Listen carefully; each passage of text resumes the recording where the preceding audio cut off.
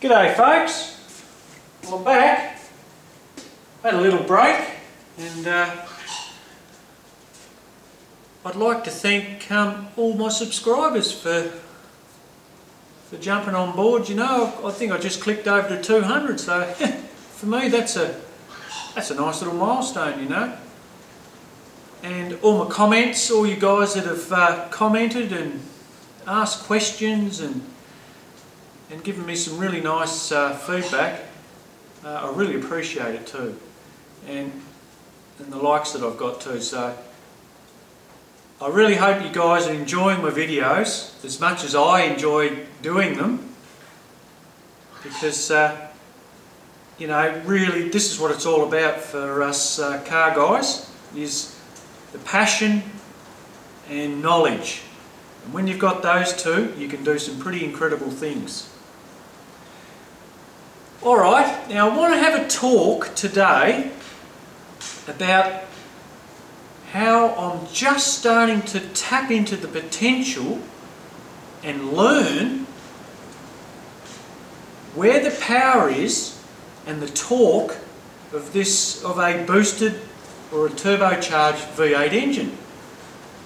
I've driven basically all my life NA motors, or NA cars, especially this one, and when I did the rear mount swap and everything, or not the swap but the setup, I drove it still like an NA car there for a few years, and really it's only just recently I've just learnt, but before that it was really hard to drive. And now that I've just discovered, well, not just discovered, but in the last few months I'm starting to discover the benefit of tapping into the torque. That's the thing what pushes a car, is the torque. With an NA motor you don't have the torque, so you're rev reliant. You really need to be able to have that nice rev range to move the car and keep it in that torque bubble. So whereas this setup, you've really got an incredible amount of torque, and I'm getting this torque around 3.3 through basically to your rev range. I'd like to explain it a little bit better. Your torque does drop off once the revs climb. So you're basically relying, you've still got torque, but you don't have that incredible amount of torque when you first ramp the boost. And that's what I'm trying to get at, guys. I'm trying to tap into that torque down low, and I've been missing out on it. You know, I've been revving the engine, especially coming out of corners, revving it in second gear, and a lot of the time it busts into wheel spin and missing out on the potential torque that I could be using if it was in top gear. So what I'm saying is now I'm starting to get into top gear a lot earlier, before boost really starts to ramp, and I have an incredible power range in the one gear.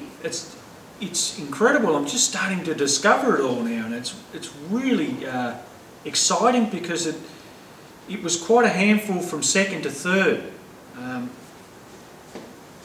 and you know, like, it's just that habit of driving in at NA, trying to think, well, I need to build the revs and then do the gear change. Well, now I don't really need to. If I can come out of a corner, get into top gear at that transition point where you can hear the turbo starting to spool, before you're really building any boost, get it into top gear. As soon as that engine gets loaded in top gear, it just takes off.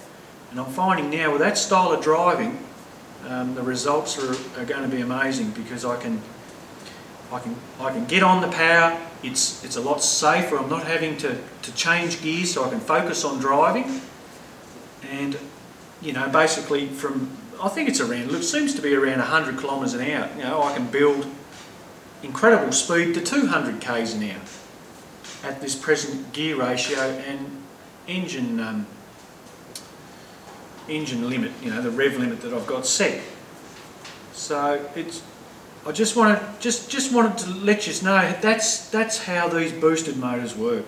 I'm sure a lot of the guys that have got boosted V8s already know what I'm talking about, but I'm only just discovering it, and it's an incredible thing really, because it means that I could go up in gearing and then I could go up in boost to match that gearing, and so I can get incredible top end with a slight boost increase to match, and the car will be unbelievably quick.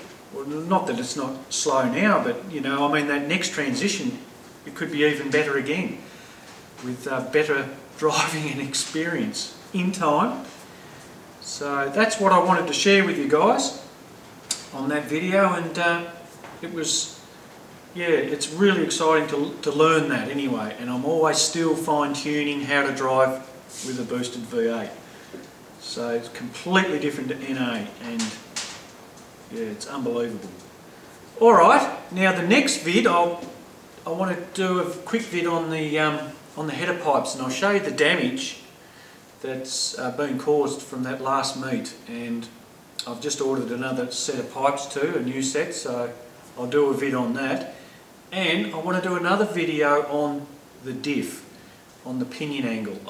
It's been a niggle look for years, but I'm going to address it, and I want to show you lowering the car and putting a 9-inch diff in it, how it's upset the geometry of the top arms and how it's just ruined everything. So I want to show you that, how I'm going to correct all that, and it's actually going to be a reasonable job to do it, but it's going to be well worth doing it, because at the minute I can put up with it, but it's something I don't want to have an issue with once things are, you know, get ramped up. So I'll share that with you. Alright guys, until next time, I'll catch you later.